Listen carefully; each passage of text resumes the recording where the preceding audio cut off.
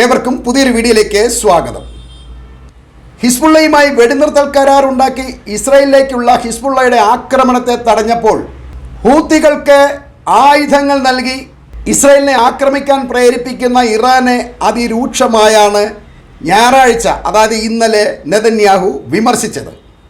കഴിഞ്ഞ 2 ദിവസങ്ങളിലായി അതിരൂക്ഷമായ ആക്രമണമാണ് ടെല്ലവീവിലേക്ക് ഹൂത്തികൾ അഴിച്ചുവിട്ടത്. നിരവധി പേർക്ക് പരിക്കേൽക്കുകയും ചിലർക്ക് മരണം സംഭവിക്കുകയും ഇസ്രായേലിന് അതിഭീകരമായ നാശനഷ്ടവും വരുത്തിയ ഈ ആക്രമണങ്ങൾക്ക് പിന്നിൽ ഇറാനാണെന്ന് നെതന്യാഹു ആരോപിക്കുന്നു. ഹൂത്തികളുടെ ഈ ആക്രമണത്തെ ചെറുക്കുന്നതിൽ ഇസ്രായേലിൻ്റെ പേരുകേട്ട അയൺ ഡോമുകൾ പരാജയപ്പെട്ടിരുന്നു. തന്നെയുമല്ല, മതിയായ ആയുധങ്ങൾ ഇപ്പോൾ ഇസ്രായേലിൻ്റെ കയ്യിലുമില്ല. അതുകൊണ്ട് തന്നെ അവർ ഏട്ടനെ വിളിച്ചു വരുത്തുകയാണ് ചെയ്തത്. ഇസ്രായേലിൻ്റെ സ്വന്തം ഏട്ടനായ അമേരിക്ക തന്നെ അതിഭയാനകമായി യമനിലെ സനയെ ആക്രമിച്ചുകൊണ്ടാണ് അതിന് പ്രതികാരം ചെയ്തത്.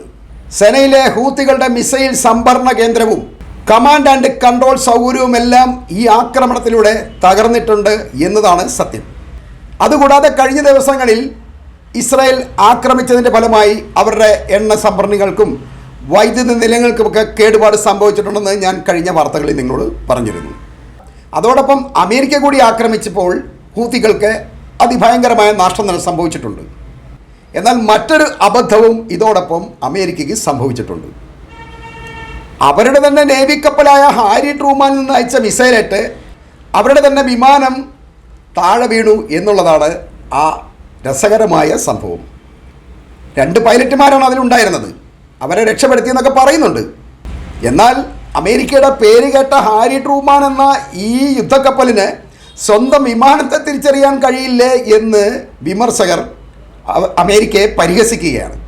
മധ്യേഷ്യയിൽ സൈനിസ്റ്റ് തീവ്രവാദം വളർത്താൻ വേണ്ടി ചിലവഴിക്കുന്ന തുകയേക്കാൾ വളരെ കുറവല്ലേ ഈ മധ്യേഷ്യയിൽ സമാധാനം കൊണ്ടുവരുവാൻ വേണ്ടി അമേരിക്ക ചെലവഴിക്കേണ്ടി വരികയുള്ളൂ എന്ന് യമൻ്റെ അൻസറുള്ള വൈസ് പ്രസിഡന്റ് മുഹമ്മദ് അലി അൽ ഹൂത്തി ചോദിക്കുന്നു. യമനെ ആക്രമിക്കാൻ അമേരിക്ക കാണിച്ച ഈ തിടുക്കം മധ്യേഷ്യയിൽ സമാധാനം കൊണ്ടുവരുവാൻ വേണ്ടി അമേരിക്ക ഉപയോഗിച്ചിരുന്നെങ്കിൽ അതെത്ര മഹത്തരമായിരുന്നേനെ എന്നാണ് അൽ ഹൂത്തി ചോദിക്കുന്നത്. ആ ചോദ്യം ശരി തന്നെയാണ്. എന്നാൽ അമേരിക്ക ഒരിക്കലും അതിന് തയ്യാറാവില്ല എന്നുള്ളതാണ് സത്യം.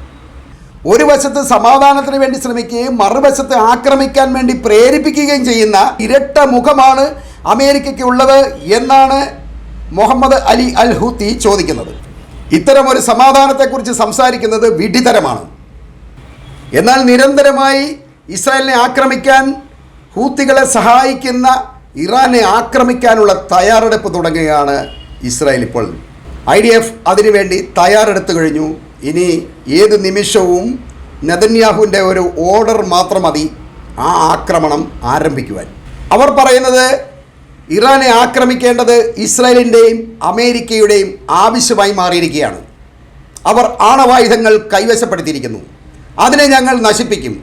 എങ്കിൽ മാത്രമേ മേഖലയിൽ സമാധാനം കൊണ്ടുവരൂ എന്നാണ് ഇസ്രായേൽ വിശ്വസിക്കുന്നത്. ഈ സമാധാനം എന്ന് പറയുന്നത് ഇസ്രായേലിന് അറബ് രാജ്യങ്ങളെ കീഴടക്കാനും അധിനിവേശം നടത്താനുമുള്ള ഒരു സൗകര്യമാണ്. അല്ലാതെ ലോകത്തിന് ഇതുകൊണ്ട് വലിയ പ്രത്യേകിച്ച് ഗുണമൊന്നുമില്ല. ഇത് ഇസ്രായേലിന് മാത്രമേ ഗുണം ചെയ്യുന്നുള്ളൂ. അതുകൊണ്ട് തന്നെയാണ് അവർ ഇറാനെ ആക്രമിക്കാൻ തയ്യാറാകുന്നത്. അവരുടെ നീക്കത്തെ ഈ ഹൂത്തികളുടെ ഈ ആക്രമണം തടസ്സപ്പെടുത്തുന്നു. അതുകൊണ്ട് തന്നെ ഹൂത്തികളെ അവസാനിപ്പിക്കണമെന്നുണ്ടെങ്കിൽ ഇറാനെ ആദ്യം ആക്രമിക്കണം. ഇറാനെ ആക്രമിക്കുന്ന കാഴ്ച അടുത്ത ദിവസങ്ങളിൽ തന്നെ ലോകം കാണും എന്ന് നെതന്യാഹു ഭീഷണിപ്പെടുത്തുന്നു. ലെബനോനും സിറിയയും അടക്കമുള്ള പ്രോക്സി ഗ്രൂപ്പുകളുടെ പതനം ഇറാനെ ക്ഷയിപ്പിച്ചിട്ടുണ്ട് എന്ന് ഇസ്രായേൽ വിശ്വസിക്കുന്നു. അതുകൊണ്ട് തന്നെയാണ് ഈ അവസരത്തിൽ ഇറാനെ ആക്രമിക്കാൻ ഇസ്രായേൽ ധൈര്യം കാണിക്കുന്നത്. എന്നാൽ അത് വലിയൊരു ഭീമാബദ്ധമായിരിക്കും എന്നാണ് ട്രംപ് പറയുന്നത്. ഇസ്രായേലിനെ സംബന്ധിച്ച് ഇസ്രായേലും വളരെയധികം ക്ഷയിച്ചിട്ടുണ്ട്. അമേരിക്കയ്ക്ക് പഴയതുപോലെ ഇസ്രായേലിന് വേണ്ടി ഇനി ആയുധങ്ങൾ ചെലവഴിക്കാൻ കഴിയില്ല, പണവും ചെലവഴിക്കാൻ കഴിയില്ല.